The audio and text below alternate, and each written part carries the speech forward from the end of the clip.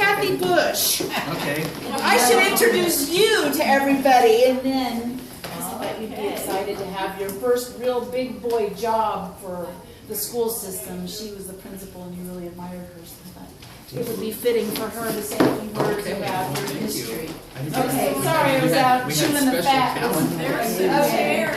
Okay, well, I'm not going to take long. I am Kathy Bush, and Come in and sit down. Charlie and I met on Over 17. over 17 when he came in to interview one day for a science job, and hired him on the spot. He had been in, as most of you probably know, he'd been in industry and done the industry things, and decided he wanted to get into teaching to really have an impact on children. And I don't know how many kids you've had by now, but he's had a tremendous impact. And when I think about people, because I retired from the school district, currently state board of education member, and never thought I'd do politics. Still not sure about that.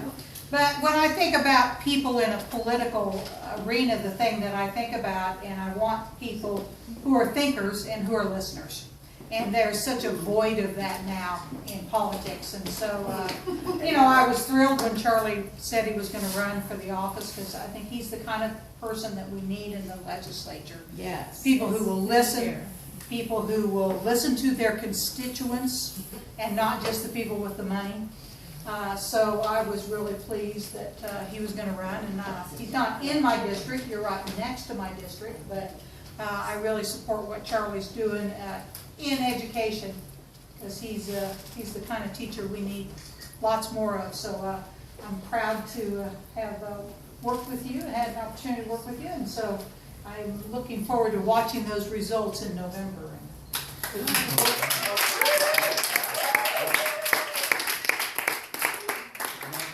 And I told Kathy earlier, during the last election cycle, hers was the only Republican sign that was in my yard. But then I also, when I first came into teaching, like she said, I'd been in industry and I hadn't been a teacher before. And Kathy's management style was very much no nonsense, which I was used to being in the corporate world. Pretty much, if you didn't get a see me note, Yeah. that everything was going well and everything was good. So I do hope that I can make a difference in Topeka. And if nothing else, we're making this the incumbent, who is just as bad as they come, fight for his seat. And the more I'm out there, the more people I talk to, I get more and more people who are saying, I have had a terrible experience with this man. He has done bad things for me. And then I see his literature, and it says he's for education and for protecting the weakest of us. And then I look at the reality that funding now, per pupil funding, is $1,000 less per person than 5 years ago.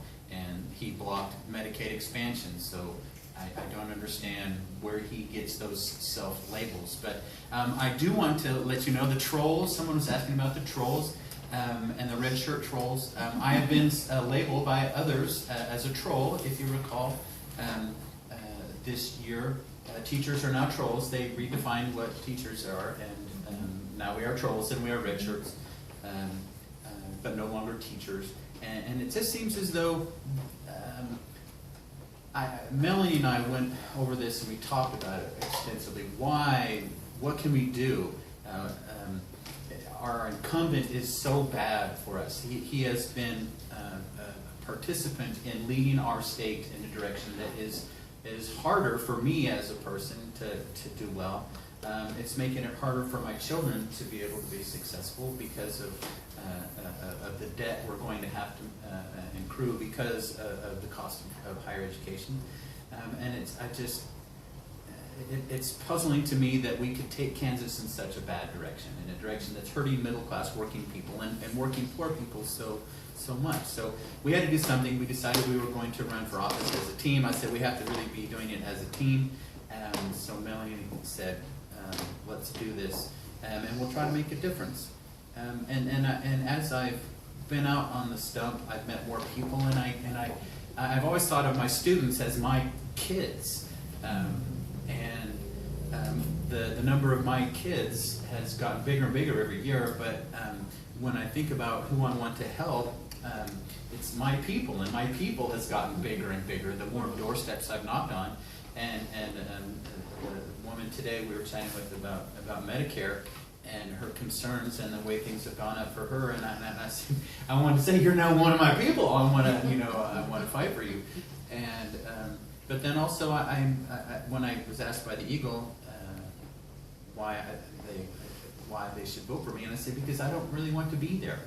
I want to go up and get things taken care of and make things better and work with people of my district, and then go back and go back to my classroom, because that's really, Zora summed it up best this summer when we were out kayaking. She's like, Dad, you're a teacher. That's what you are.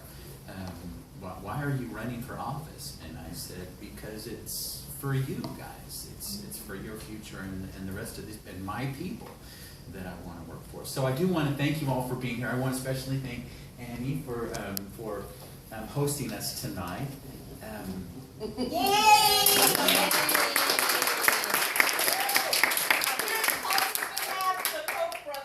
Team. The progressives and the arts and all Charles earlier today. All the social justice. Invited him?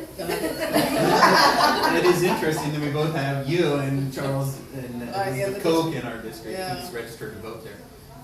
Did you ask him? And I want to thank the UTW people. They helped us out with this. And I really want to thank all of you, because if I look around the room, I'm seeing a lot of people that I've had interactions with that have made me feel better and more excited about the kind of crappy aspects of running for office. I mean, Marilyn's our volunteer coordinator. Yes. Della has done stuff in Forest Hills. Karen has been out canvassing. Jennifer is like our #1 volunteer. There's our campaign coordinator, Robin. Dina has helped grow this thing. Anna is still going out canvassing even after having the police called on her last week. Chase has been helping her, and Alan and Loretta are our treasurers. Richard is, well, he's Wendy's husband. I mean, Karen's he took some literature, some of the handbills that Mark Cars had dropped in our neighborhood, and went over to Mark Carr's house and threw him back in his driveway. Who else is over there? Every single person. Cindy Bella. Just a few blocks from us. Post up or we're up?